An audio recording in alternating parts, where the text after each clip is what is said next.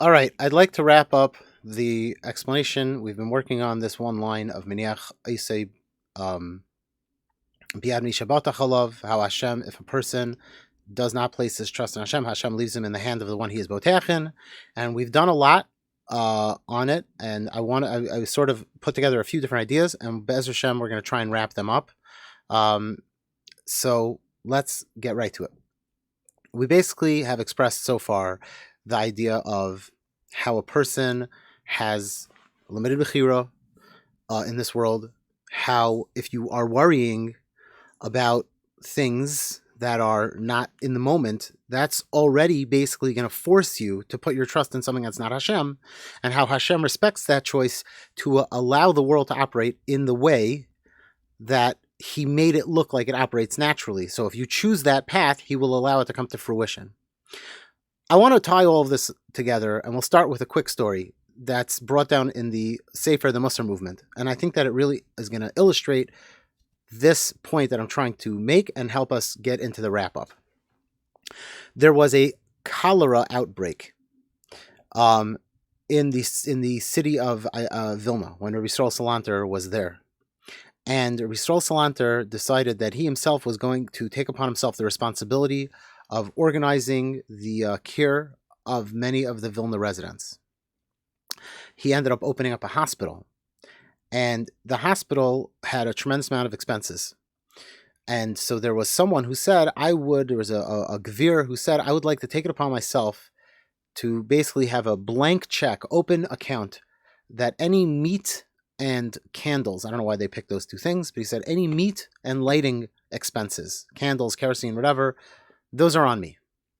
And Yisrael was reluctant to accept it, and then he accepted it. In the end, he accepted it like he did. So what was his cheshbon? What was bothering him? Rabbi Yisrael felt that if you took something in this world, even hishtadlus, not hishtadlus, didn't matter whether if it was your hishtadlus or not. If you had something in this world that you could rely on for more than a day ahead in the future, that was a lack of bitachon. And he would tell people who were in his close inner circle, when you get a job, you should get a job where the income is not guaranteed. Like, for instance, a store you don't know how many people are going to walk into, or something like that, where your income is not guaranteed, and you can stop working after you have enough parnasa for one day ahead. Because if you are in a matziv where you're going to be mefarnes yourself for more than a day in the future, that's a shter to your bitachon. That's not good for you. That's not what you should be doing. Now, you have to chop something. He was running a hospital in the middle of a cholera outbreak for people who were sick. And he took this upon himself because he felt that the other people in the community were not right what they were doing. Many Rabbanim didn't do this. And he felt they were wrong. They were neglecting their responsibility. That means Rabbi Yisrael Salanter felt that this was an ace lassos. No one else was doing it. A tremendous need.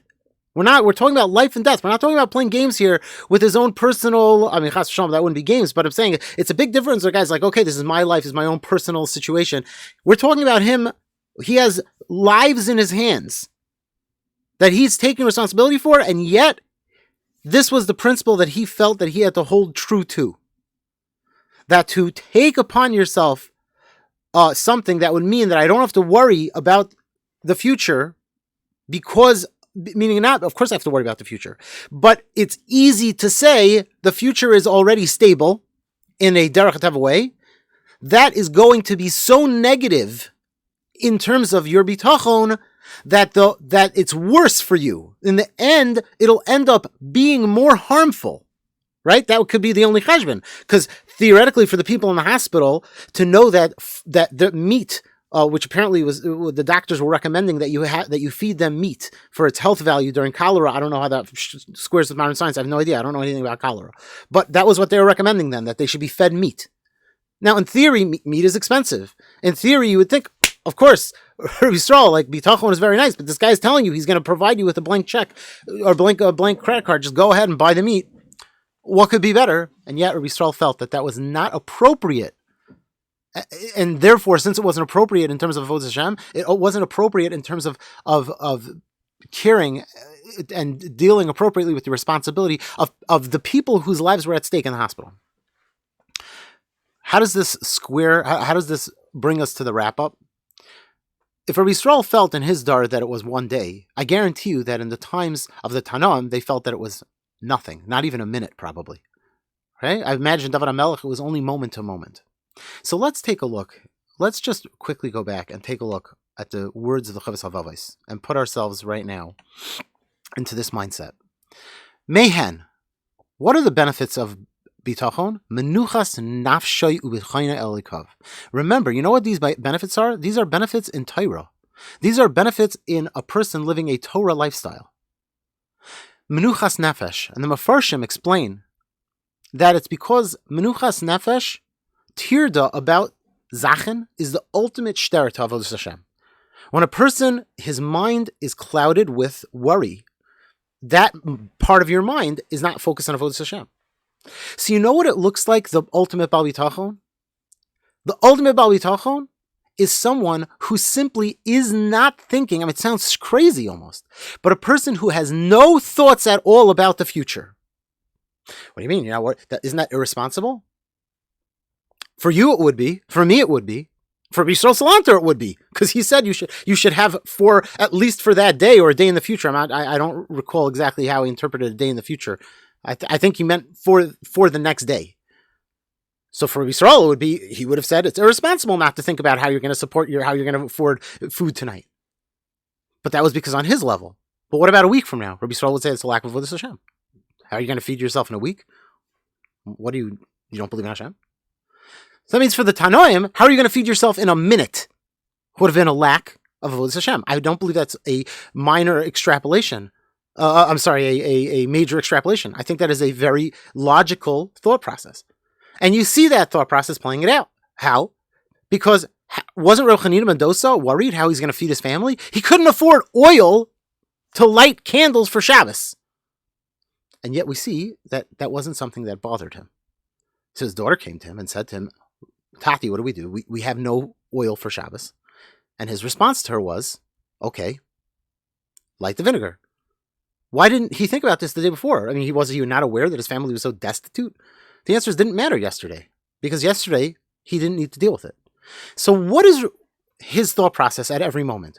What is Rav Chanina Mendoza thinking about, since his mind is unclouded with thoughts of what am I going to do tomorrow about feeding my family or lighting Shabbos licht? You know what his mind is concerned with? What is my avodas Hashem right now, at this very moment in time? What is the maximum possible avodas Hashem that I can do? Learn? Okay, so I'm going to sit and learn. Chesed, so I'm going to do the chesed. But don't you know that if you don't go right now and do something for tomorrow, you won't have oil for Shabbos? You won't have chicken, you won't have this, whatever you won't have?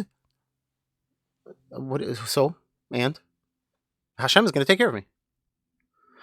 But Hashem is going to take care of you doesn't mean you'll have chicken. It doesn't. That's true. When I say Hashem is going to take care of me, we have to be careful. That doesn't mean that Hashem will give me chicken. What it means is, when I find myself in a specific matziv at any given moment, I will then know this is the best possible situation I could be in. How do I know? Because Hashem put me here. And I will then determine what is the best possible avodas Hashem at this moment. I'm not Rabbi Chanina Mendoza. I don't know how Rabbi Chanina Mendoza knew that the best course of avodas Hashem, when his daughter came to him and said, what should we do? We don't have Shabbos licht. How did he know that the proper avodas Hashem in that moment was to say, light the vinegar? Maybe he's an ones. Maybe he should say, it's an ones. We're not chayiv for this. I don't know. Maybe borrow. How did he know that this is, I don't know. That I don't know. That's a determination only Rabbi Chanina Mendoza could make, or other people of his stature, I suppose. Or maybe somebody just greater than me.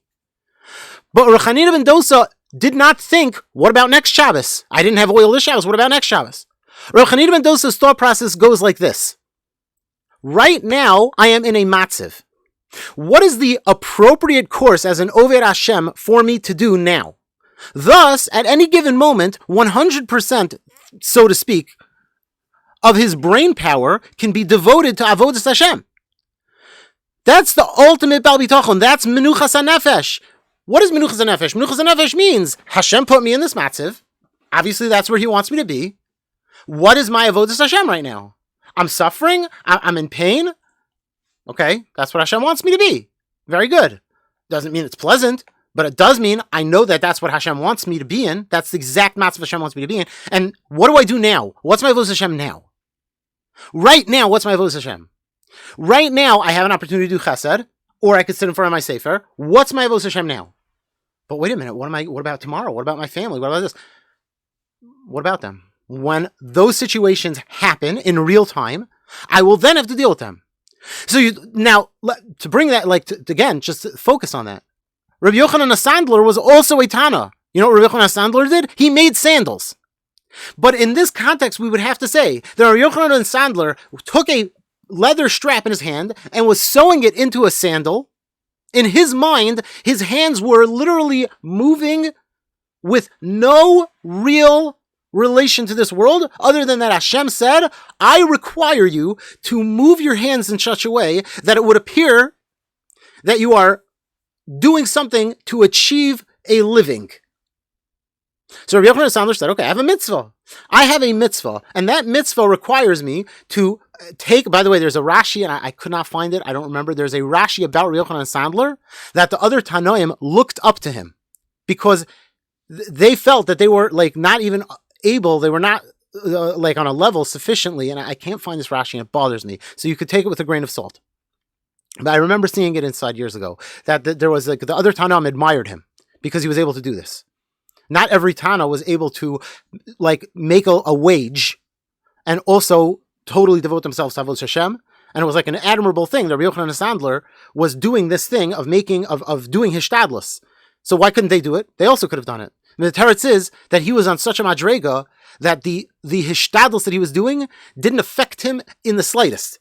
He was absolutely l'shem shemayim in his focus of, I'm moving my hands in the way that Hashem requires me to move them, and it has no bearing on reality.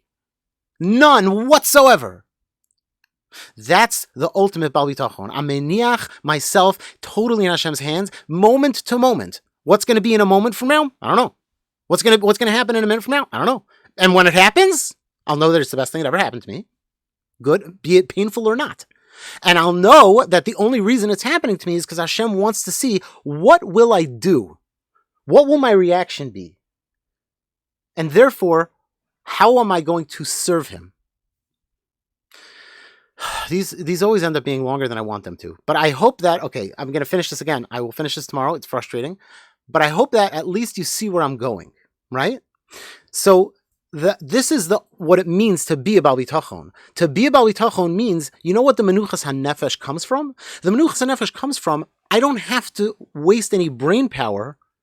Or again, it's menuchas hanefesh because every moment I am totally confident that every single thing that I'm doing is only determining, is this the best hishtadlus or not? Is this the best best of avodas Hashem or not? There are no other considerations.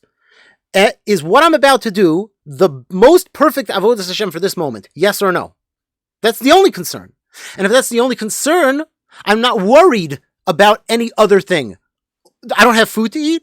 When I'm hungry, I'll need to determine what my best course of action as an Oved Hashem is. That's it. My children are hungry? That's what Hashem wants them to be. What do you mean Hashem wants them to be? Maybe Hashem wants you to worry about the future. But then I would be worrying about the future. Hashem wants me to rely on him. Oh, maybe Hashem wants me to have a plan. Sure. When Hashem wants me to have a plan? If the worrying about the future will shtar my avodas Hashem, then Hashem wants me to take care of that so that I could serve him better. But if worrying about the future will not shtar my avodas Hashem, if I'm on such a madrega that my worries about the future will absolutely not impact my avodas Hashem, because I'm not worried somehow.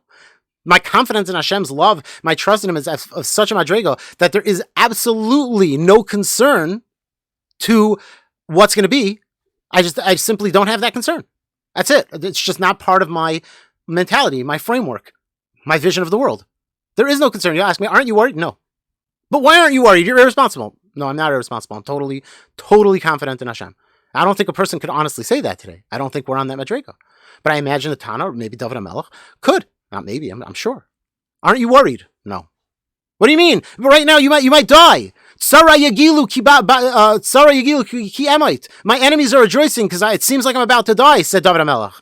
And yet, in the very next pasuk, a few pasukim later, he says, Yagel libi b'shuvasecha, ashir Hashem. Right? He was only expressing the viewpoint of like what a normal person would think. Right now, a regular person who's not allowed to be talking, you know what he would think? He would think, it's all over, Hashem. You abandoned me. I'm done. I'm toast. Then David says, but I'm not. That's what reality would seem to dictate. But I'm not worried. Yagel libi b'shuvasecha. I'm totally rejoicing in my heart. The David HaMelech, aren't you irresponsible? You're trapped in a cave with the Plishtim army. They're all surrounding you. Aren't you irresponsible? No. Why are you irresponsible? What do you mean? Hashem runs the world. What would I be worried about? I have total peace of mind. I could sit here. I'm in the cave. They're dancing outside. They're singing, David's gonna die. And you know what I'm doing? Davening to Hashem, composing tefillos, learning. It's all good. I'm chill. What do you mean? Maybe they're going to rush in and kill you. Maybe. And then that would be what Hashem wanted to happen. I'm not saying this again. I don't think we could imagine such madrigos. So now, and I feel terrible that I didn't get to it, but now with clarity, we're going to see what it means to do the opposite of that. To now say, I can't do that. And so I'm going to have to start, because of my worries, and maybe it's justifiable. Maybe my worries are so intense. I simply can't. I'm not going to be able to serve Hashem with a clear mind if I think that I can't feed my family. I won't be able to. So now I'm going to be forced to start doing more. And in that forcing of starting to do more, I fall into this trap. And this trap is going to be, am I relying on the more? Am I saying that this more, that's where my menuchas nefesh comes from, because I'm relying on it. Oh, now I hope you see where I'm going, because that's going to be botech bezulas Hashem, and then your part of your brain, even part of the menuchas nefesh, it's only wrapped up there, so that it can't be free to serve Hashem. Okay, I'm done. I can't continue. It's too much. I'm done. We will continue tomorrow.